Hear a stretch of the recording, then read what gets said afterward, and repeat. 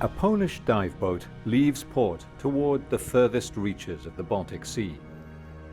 The divers aboard are about to undertake a rare exploration of Nazi Germany's most mysterious warship.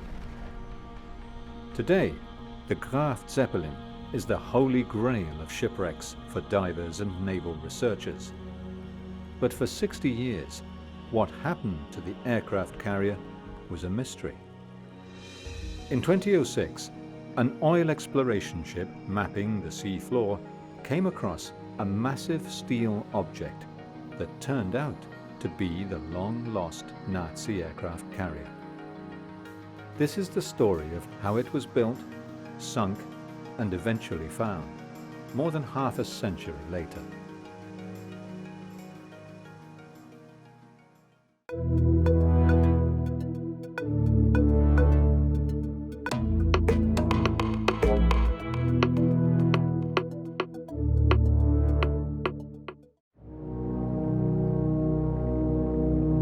A new day begins in the Polish port of Gdynia, once home to the largest Nazi ship ever built, a place that plays a central role in the story of Hitler's Graf Zeppelin aircraft carrier. This is where it spent many years of the war, and this is the base of the Polish Navy unit that identified the wreck in 2006. The Graf Zeppelin aircraft carrier is seen by some as a wasted opportunity, and by others as yet another of Hitler's follies.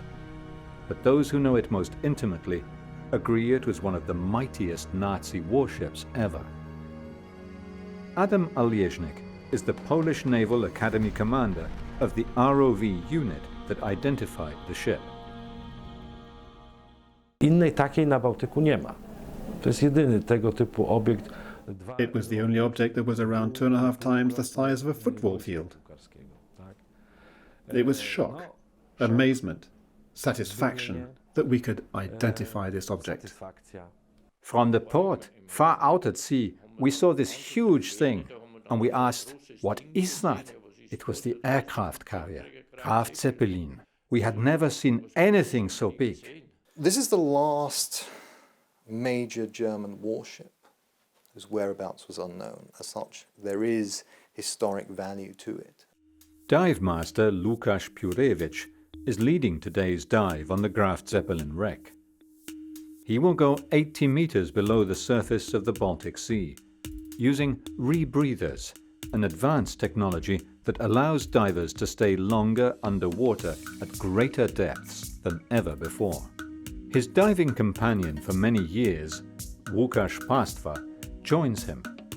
The pair departs to join the rest of the team at a small port near Gdynia. Each team member checks his own equipment once again for safety. They are using the most advanced rebreathers, a technology that recycles oxygen, nitrogen and helium in a closed circuit, removing exhaled carbon dioxide, allowing divers to stay underwater for longer. On such a deeps like 87 meters like Graf Zeppelin, diving on the upper circuit is very limited for the time because you exhaust all of the of the gases which you have in the tanks in the sea and on the air. Here we have this closed circuit system which keep the gas inside the loop over there. So you are saving greatly gas consumption. It's like 10 times or even more. The key point here is you always exhaust also the carbon dioxide. So you need to have the scrubber inside here, which thanks to the chemical absorption eliminates that poison gas. On the other side of Europe, in England, Steve Burke is a diver and historian who was on the track of the Graf Zeppelin well before it was found. He too uses rebreathers. The gas comes in from a canister in the back. There's a mixing canister at the back. I inhale it this way into this lung. You inhale it, you exhale it in, and then it goes back through the canister for the scrubber, and it's chemically scrubbed to remove the carbon dioxide. This is the mixing chamber. Okay, so that would obviously be connected to keep the water out. And in my particular machine, I've personalised it somewhat. So this cylinder's just for my suit inflate. As they come as standard, that would have the trimix in it. You need to trust the rebreather that he give you exactly the mix what you want. And now in this moment we have really stable rebreathers. We are trust them, and of course we are ready for some kind of the problems. We are trained how to handle it with these problems. But the rebreathers give you a lot of good things. The first of all is time under the water. You can spend much more longer. The Polish catamaran the team is using can berth 7 divers for the night and is particularly stable, a prerequisite for deep diving with heavy equipment. It takes 6 hours to get to the location above the Graf Zeppelin on the small boat. Advances in diving technology have enabled longer dives, but when the first private divers were allowed on the wreck in 2009, they were using the complex and cumbersome tri-gas system.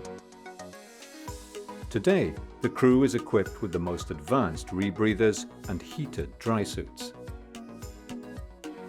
As the boat arrives on location, it drops anchor so the team can gather for a briefing about what they're about to see. Okay guys, so we are on the position now. So we will split together as the 2 teams. The first going me, Tomek and Lucas. And really we don't know where we put the line. As you remember, the wreck is big. It's over 30 meters long, and wide something like 35 meters. So we know that the line is going around somewhere this area. Here we have a lot of the nets. Last time when we was here, we need to cut these nets. We need to make the entrance like that, okay? Getting the dry suits on is laborious. The undervests are heated as the cold Baltic Sea is only 5 degrees centigrade. The group splits into 2. Łukasz goes down with the first group. The others watch for passing ships. Time is ticking. The dive will last 3 hours, counting 1 hour in all for decompression.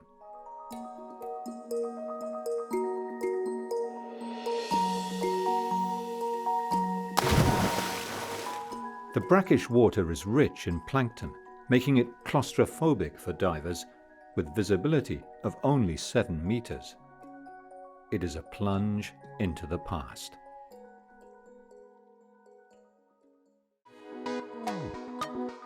Hamburg, the Venice of the north, with its canals and warehouses, once the throbbing heart of Germany's maritime trade. This is home to the Peter Tam collection of nautical artifacts, the largest private collection in the world, gathered over decades. Objects hidden in the archives for years re-emerge, including extremely rare and fascinating original documents from the Graf Zeppelin. Gerrit Menzel is the curator of the museum.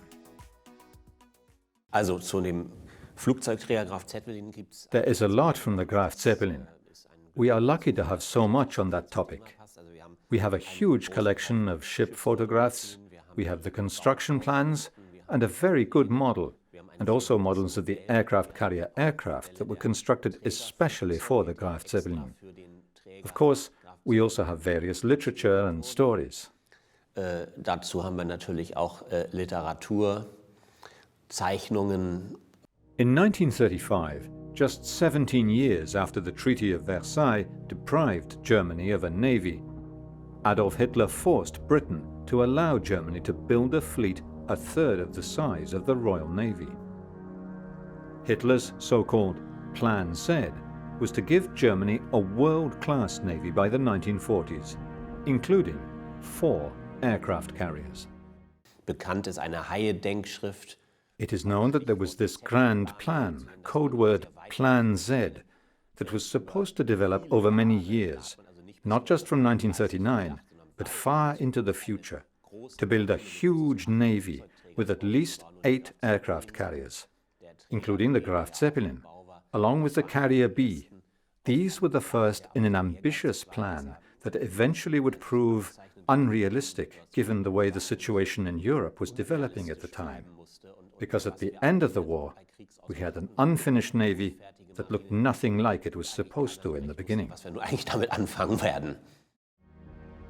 The first two Flugzeugträger, A and B, were begun in 1936. These top-secret technical specifications were the original plans. Some of these plans made it into Russian hands after the war.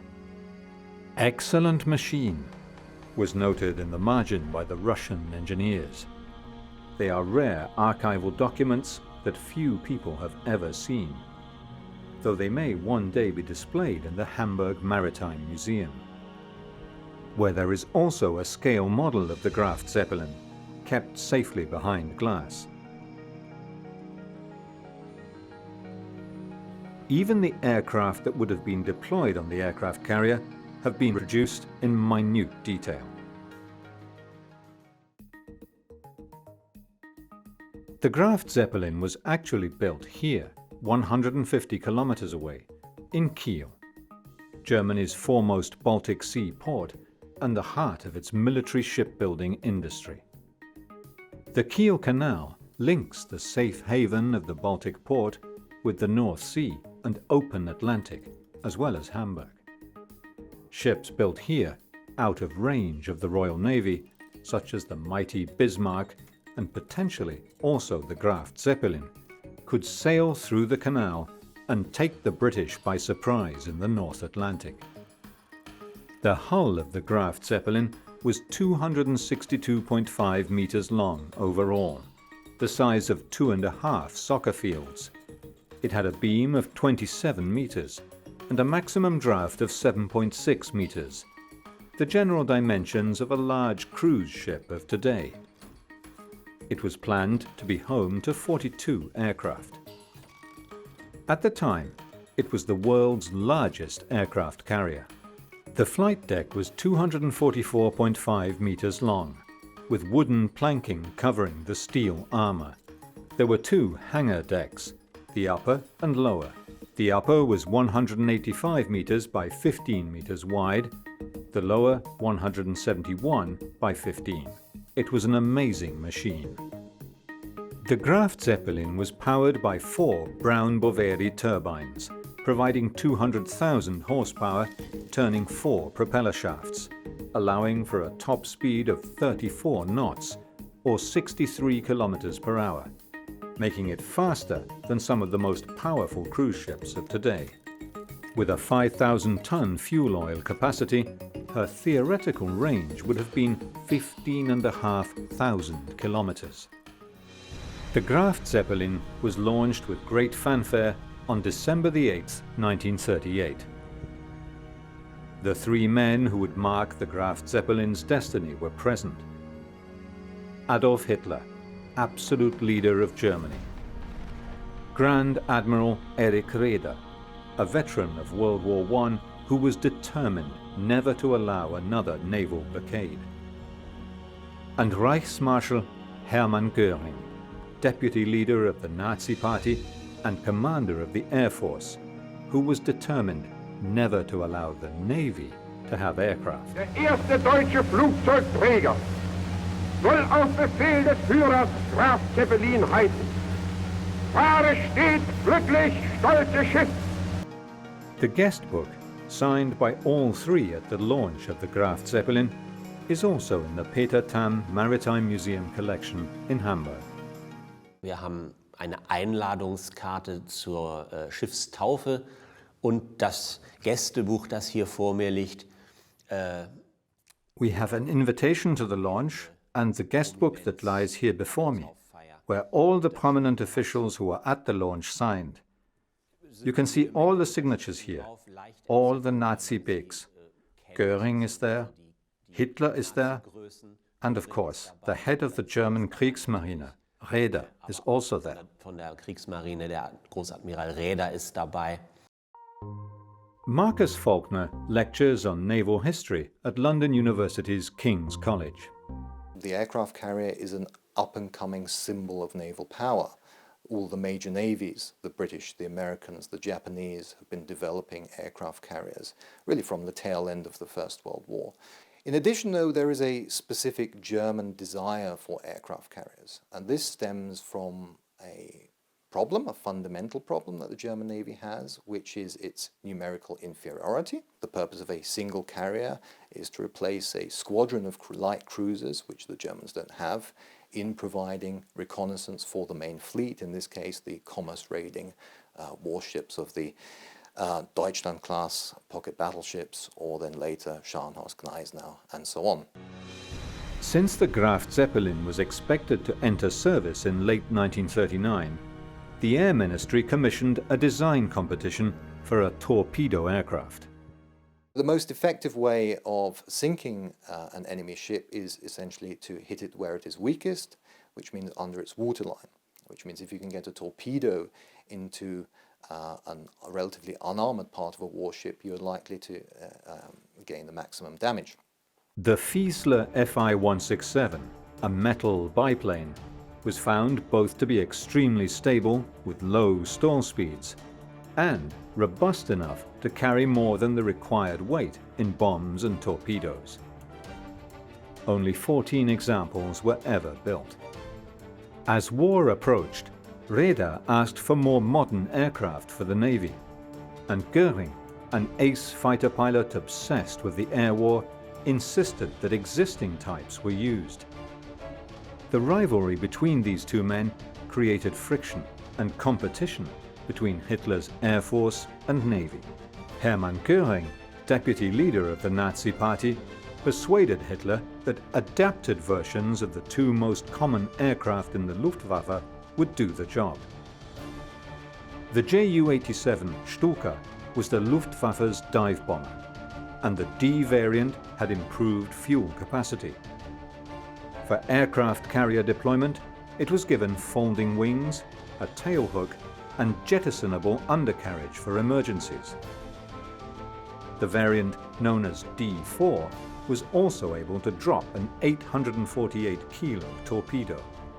The Messerschmitt Bf-109E, with its Daimler-Benz DB601 engine, was adapted with folding wings, tailhook, and attachments for catapults that were being built onto the Graf Zeppelin. The fighter's 300-kilometer combat radius would have given the Graf Zeppelin the ability to control 90,000 square kilometers of sea. The Graf Zeppelin had something no other aircraft carrier in the world did: twin catapults on the forward flight deck. These were 20 meters long and could accelerate airplanes to 135 kilometers per hour. They are still visible underwater. This was a novel way of doing things. No other navy experimented with this method, quite simply because most other navies had evolved their fighter components. Nobody had done this from scratch. We do not know if these catapults would work. We shouldn't forget that aircraft carriers are the most complex warship around, one in which it's vitally important that all its component parts actually function properly. So the Graf Zeppelin represents the sort of the sum total of experimental components that the Germans are putting together at the time. Although the carrier was designed to have 8 15mm guns for operations without aircraft, these were eventually removed, and the wreck at the bottom of the Baltic Sea is a steel giant without its weapons. These circular gun emplacements were to have hosted the massive artillery that would have made the Graf Zeppelin a menace for the very survival of Britain. Today, 70 years after its final sinking, the Graf Zeppelin's formidable steel construction has survived the wear and tear of time. The wooden flight deck and the catapults are still very much as they were when the ship sank, thanks to the low salinity and cold temperature of the Baltic Sea. It is impossible to explore the whole massive 260-meter-long wreck in a single dive.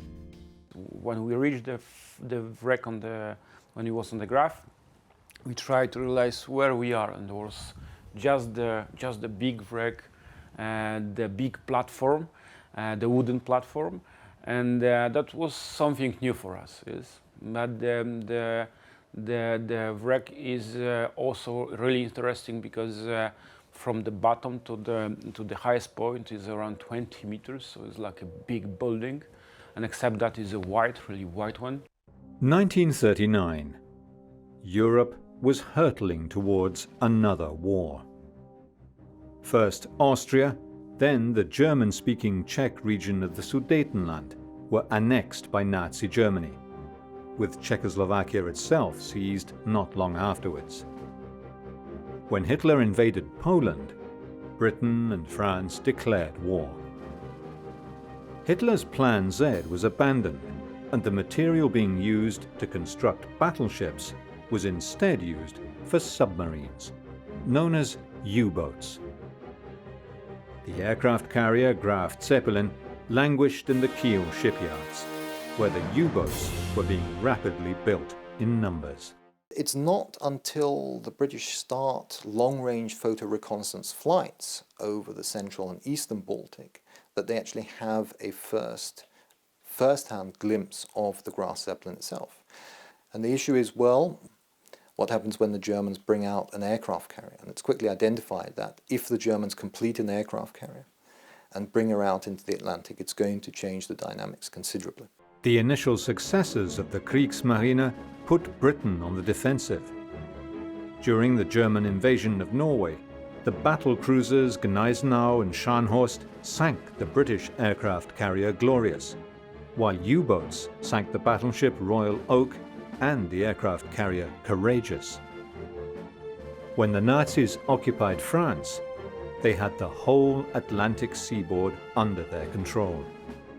Now their ships and U-boats could threaten a blockade of Britain. In July 1940, the British lost track of the Graf Zeppelin as it was towed from Kiel to Gdynia, or Gotenhafen as the Germans called it, where it remained until Germany invaded Russia. Steve Burke found a member of the Graf Zeppelin crew who was on the ship during that voyage. Guten Morgen. Guten Morgen. August Brunmeier told Burke about his time as a light infantryman assigned to the Kriegsmarine. He was based in Kiel on the Ostsee Canal when he got the call to come to the station with just a light pack. Ja, dort sind wir hingekommen, da sind circa so 100 oder 150 Mann zusammengekommen. So we went there, and there were 140 men came together, and we were taken to the train station and put in a coach.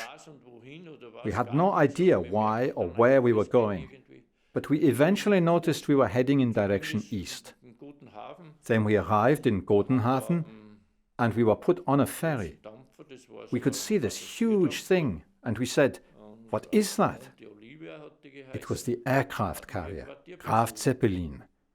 We had never seen anything that big. Ganz in der Ferne, da haben wir dann so ein großes Ding gesehen. Ja, was ist das? Ja, das ist der Flugzeugträger Graf Zeppelin. Also, so was Großes haben wir nie gesehen. The British did not know where the Graf Zeppelin was until these aerial photographs of the ship in Gdynia port were taken by British reconnaissance aircraft nearly 18 months later, just before it was sent back to Kiel for completion. Wir mussten dann Munition übernehmen und Vierlingsflak und so weiter. Das ist alles. We had to take over the munitions and mount all the anti-aircraft artillery machinery and put everything in order. Then we were told that the ship would be towed to Kiel for further construction, and we had to take over the anti-aircraft artillery defense in the case that there would have been an attack on the aircraft carrier. Angriffe auf den Flugzeugträger stattfinden würden. The story of the Graf Zeppelin is closely tied to the story of the German-occupied port of Gotenhafen, or Gdynia today. The city was built by Poland after Danzig, or Gdansk, was declared an independent city.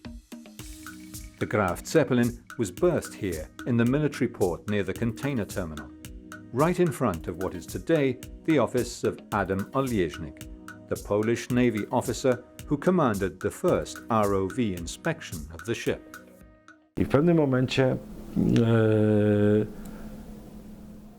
One day I got this telephone call telling me that they wanted to organize a research ship to identify a new wreck. Związanego z identyfikacją nowo odkrytego wraku. Z informacją, że to jest prawdopodobnie Graf Zeppelin. That they told me was probably the Graf Zeppelin. Pomyślałem sobie znowu, ponieważ była taka sytuacja. My first reaction was, again? Because we'd been identifying wrecks already in 2006. We'd been doing it since 2003. Today, the wreck is one of the most sought-after dives for experienced deep-water divers like Łukasz and his team. Except for the marine life that inhabits it and the damage from its sinking, the Graf Zeppelin is exactly as it was in 1945, a ghostly reminder of Hitler's delusions of grandeur.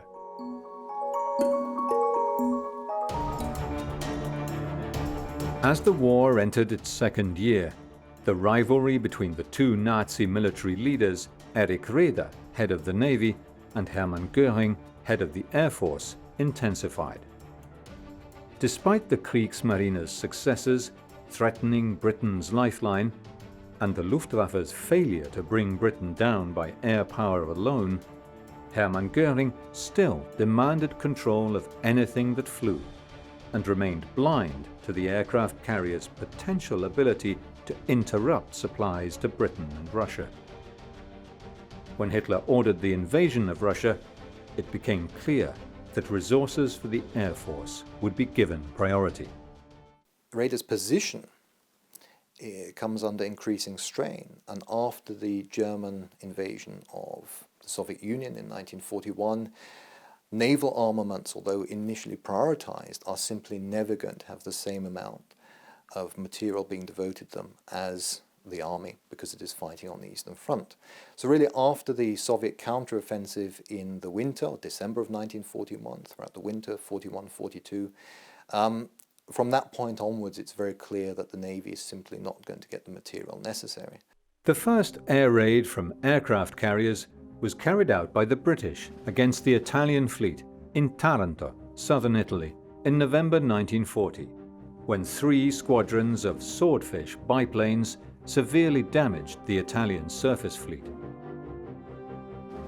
A year later, just as Germany was fighting to capture Moscow, far away in the Pacific, on the 7th of December 1941, 6 Japanese aircraft carriers attacked Pearl Harbor, bringing the United States into the war. However, Hitler had already truly realized the damage aircraft carriers could do 6 months earlier, when his mighty battleship Bismarck was crippled in the North Atlantic by a direct hit from a single torpedo, dropped by an antiquated Swordfish aircraft that had flown from the British carrier HMS Ark Royal. After a sustained battle with the Royal Navy, the Bismarck sank the following morning on May the 27th, 1941, taking more than 2,000 men down with her. In a sense, from a German perspective, rather than Taranto or Pearl Harbor being really key moments, it's really the loss of the Bismarck that is the wake-up call. Because the Bismarck sortie into the Atlantic had really demonstrated the value that aircraft carriers had, that theoretical value that everybody knew they had, but an ability to cover ocean space and to cripple a very modern battleship. By 1942, Hitler recognized the need to stop the Allied Arctic convoys to Russia and ordered construction on the Graf Zeppelin to continue. In parallel to the photo reconnaissance, there's a small amount of signals intelligence which suggests that the Luftwaffe is still putting together and training pilots for service on an aircraft carrier. At the same time, 3 German capital ships managed to slip through the English Channel to the North Atlantic under the nose of the Royal Navy. Concerned about the Graf Zeppelin's deadly potential, the British tried to sink the aircraft carrier in Gdynia. In August of 1942, Bomber Command launches its longest raid to date. The fact that the British are willing to risk an extreme long-range bomber mission to take out a German capital ship says something about the way that the Admiralty sees the Graf Zeppelin as a threat. The loss of a German destroyer during a failed interception of an Arctic convoy at the end of December 1942 made Hitler change his mind once again. Hitler has for a number of years now been pushing radar, been pushing the Navy to employ vessels on the one hand in a more aggressive manner to attain greater results, but on the other hand not to risk them, not to risk their crews. And this is an intractable position. And eventually warships are lost. And this is ultimately what causes radar to tender his resignation. By this stage, German shipyards are working primarily on U-boats, on repairing what remains of the surface fleet, and there simply isn't the material, not only in the shipyards, but within the Third Reich, to finish the aircraft carrier project. The ship was moved from vulnerable Kiel to Poland, this time to Stettin, and eventually to the mouth of the Parnitz at Swinemünde, today's Schweineuoschen, where it housed timber and other supplies needed by the German forces occupying Poland. The anti-aircraft gun crews continued to defend the ship. Ablauf, der war eigentlich so, ständige Bereitschaft am Geschütz. There was regular duty on defense, then we had to get to know the other troops and learn to work together, because the entire defense crew had never worked together before. They were all from different areas. One was from here, one was from there, and they had to try to practice together. Und so weiter. Aber es ging da eigentlich ganz. It was all pretty loose. Sure, we had some drills, and we had to make sure that everything was functioning and all the parts fit together. But otherwise, well, what can I say? It was a bit like a cruise ship voyage. Es war, man könnte sagen, es war eine Schiffsreise. German human and material resources were now being pushed to their limits, as fighting on the Eastern Front demanded more resources, and Allied bombing was beginning to impact production. The Germans had lost the key battles of Stalingrad and Kursk. By 1944, the Third Reich was in full retreat on all fronts. When Red Army forces neared Stettin in April 1945, the ship's German crew was ordered to scuttle the Graf Zeppelin. At 6 p.m. on the 25th of April 1945, just as the Russians entered Stettin, the charges were detonated. Later, it was subject to inspection by Russian and British experts. The Graf Zeppelin represents a certain technical and political curiosity, if you will. But by this stage, she's in a very wrecked condition, and the British team that inspects her finds her to be in a very poor state, and as a result assesses her as wrecked beyond repair, of no interest to us. And as far as we can ascertain, the British do not have any particular interest in the Graf Zeppelin beyond that stage. They're quite happy to let the Soviets take control of her and tow her away for salvage, as the wreck for salvage at a later stage. As this secret book of plans shows, Russian engineers began studying the plans of the aircraft carrier as they had none in their fleet. It posed a great threat and a great opportunity. The United States and Britain both had aircraft carriers. Now, the Russians had both the plans and the damaged carrier. The Soviets certainly find her as a prize. She also represents an opportunity to learn something. The Soviets are just as interested as the British or the Americans are in understanding German naval technology, even more so because the Soviets are coming from a position of knowing even less, not only about aircraft carriers specifically, but about the whole range of naval subjects. And after all, the Germans have made advances in many areas. In 1946, Russian mariners raised the Graf Zeppelin and towed it away. Total silence. But the mystery fascinated Steve Burke, who continued to look for clues. We went to the local college and sat in a Russian class, and we got their most advanced student to translate a letter for me, which we sent off to a Russian archive. And then this letter came, and it came in an envelope. I always remember coming home from work, and it says on the front, Defence Air Attaché, unclassified, stamps all over both sides. And I remember my mum was really, really concerned. She's like, what the hell have you done? The letter revealed the location where the Soviet Navy had sunk the Graf Zeppelin. It was the first ray of light shed on the 60-year-old mystery. But it was still not enough to find the ship. We opened it, and of course, it's a letter in Russian. I could see what looked to be coordinates, but I didn't know what any of the letter said, so we then had to go back and track those same guys down and had to have the reverse, have it translated. And of course, they'd give us a position, and the letter essentially says that the ship was disposed of after World War II as weapons target.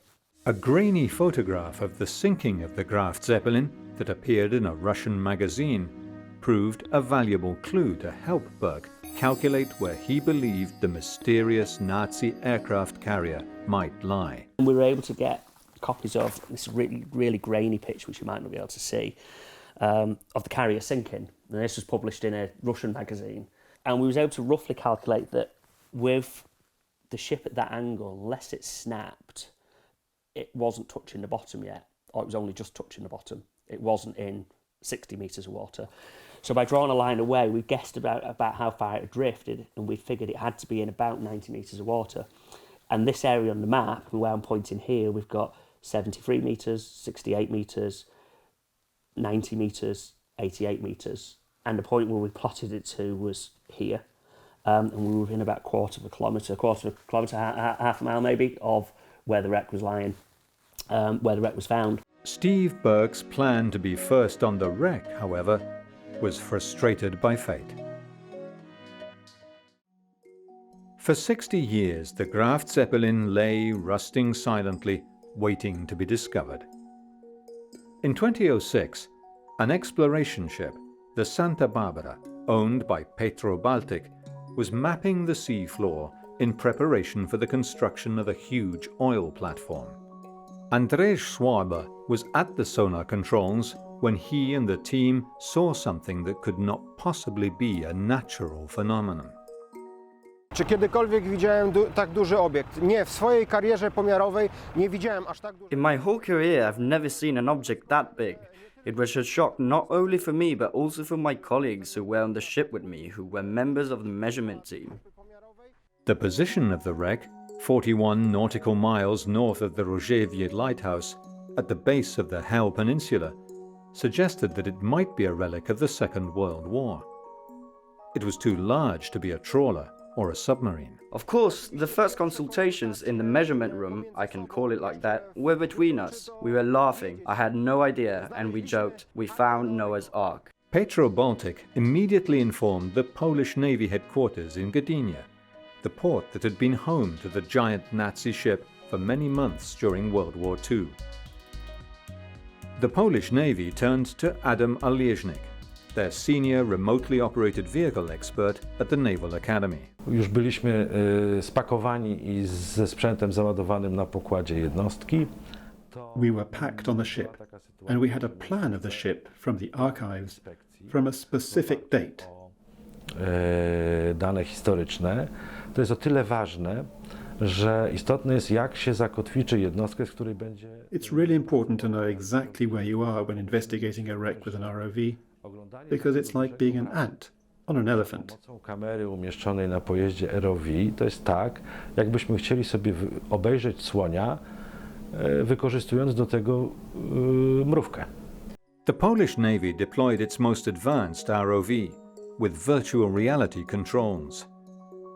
It explored the length of the ship, looking for identification signs, photographing up and down the survey grid like a farmer ploughing a field to create a mosaic map.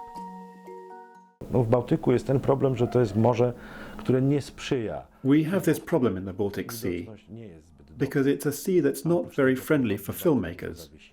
Visibility is not good. There's a lot of suspension. We know that we need to get close to film small parts of the wreck, in order to identify this kind of object, we need to have detailed plans. Posiadać dosyć szczegółowe plany.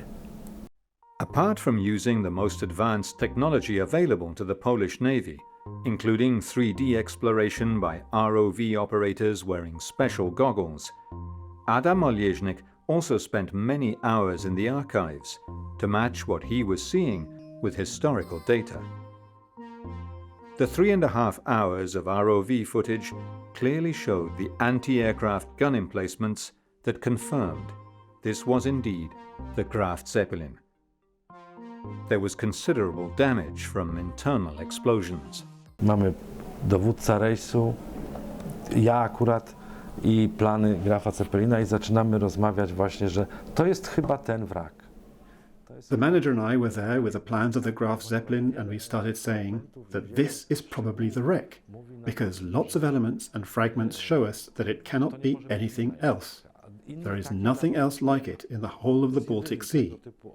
It's the only object that's around 2.5 times the size of a football field. It was shock, amazement, satisfaction that we could identify this object. Satysfakcja też się pojawiła, że udało się taki obiekt. One man had more information than anyone else. It was, of course, Steve Burke, who already had a good idea of where he believed the Graf Zeppelin was. Once the wreck itself was found, I saw those beautiful side scan images that the Polish Navy produced, and I saw Adam Olieżnik's name on the bottom. So I just wrote to Adam, and we ended up going to meet. I got to stand on the pontoon. It's now a NATO harbour, but where Graf Zeppelin was moored for a long time. And we had a really good chat about that, and I shared information with Adam which he didn't know. Mamy jedno zdjęcie okrętu podczas jego postoju w Gdyni, w basenie portowym. We have a picture of this ship when it was in Gdynia, and it's in what we call berth number 8 in Gdynia. And the funny thing is that my colleague Stephen sent me this picture and asked me if this place still exists in Gdynia. Kolega Steven przysłał mi to zdjęcie z pytaniem, gdzie jest to miejsce w Gdyni i czy ono jeszcze w ogóle istnieje. And I answered him that I could see the place through my window because I work near the place, and I could see the place where the Graf Zeppelin was in 1942. Przez moje okno widać to miejsce, gdzie stał w 1942 roku Graf Zeppelin w Gdyni. As the largest wreck ever found on the floor of the Baltic Sea, the fascinating Nazi aircraft carrier was bound to become the object of adventure diving. So the Polish Navy had to make sure it was safe by checking for explosives and assessing stability of the wreck. It was lit by 4 underwater floodlights as divers descended on it to determine, was it safe? Dopiero potem zaczęły się jakby rozważania na temat tego, czy ten wrak można udostępnić. After this, we were planning to allow recreational dives on the wreck. The deciding body is the Civil Sea Administration, which decides whether or not to give access to tourists. When we decided this, we needed to check the wreck to make sure it was safe for non-professional divers. So we needed to do a dive survey of the wreck, just to check that the wreck was safe for non-military divers. Polegającą na tym, żeby sprawdzić, czy wrak dla nurków niemilitarnych, nieprofesjonalnych, dla turystów jest bezpieczny. The divers examined the wreck of the largest German fighting ship of the Second World War. It was designed to threaten the navies of the free world, but remained a ghostly presence for the whole of the war until it mysteriously disappeared 2 years after the end of the devastating conflict. Znaczy, uszkodzony najbardziej jest dziób okrętu. Tak jakby tego dziobu nie było. The biggest damage is on the hull. It's like part of the hull has disappeared, but the rest of the ship is fine. For me personally, the biggest shock was to see how well preserved the wooden planks are, because it's so beautiful. You'll see this in the movie that I gave you. This was the biggest shock for me, that after so many years underwater, this wood is in such good condition. There are so many bent and twisted elements that show the ship was bombed inside, but in different areas. Świadczą o tym, że jednostka była ostrzelana, bombardowana, że były też wybuchy, które jakby rozrywały kadłub od środka. Meanwhile, the divers return to the surface. The amazing exploration of the wreck has allowed them to observe once again the gigantic secret weapon of the Third Reich, which many believe could have changed the course of the war at sea, had it ever been used as intended. From the beginning, the wrecks was just the place where we can go for a dive. And after that, from these dives, it became a little bit more interesting, because we find some wrecks, we dive on them, but after that we want to know the name of the ship, the history of the ship. So that developed a little bit, and from over 10 years, we try to find another wrecks. We try to make some investigation about the history. With today's advanced diving technology, maritime engineers and historians will soon be able to study the bridge, the engine rooms, and the many still sealed chambers, shedding first light on what lies deep inside Nazi Germany's most powerful war machine. The crew returns home after an intense dive. The team split up after a long day and say goodbye before heading their separate ways.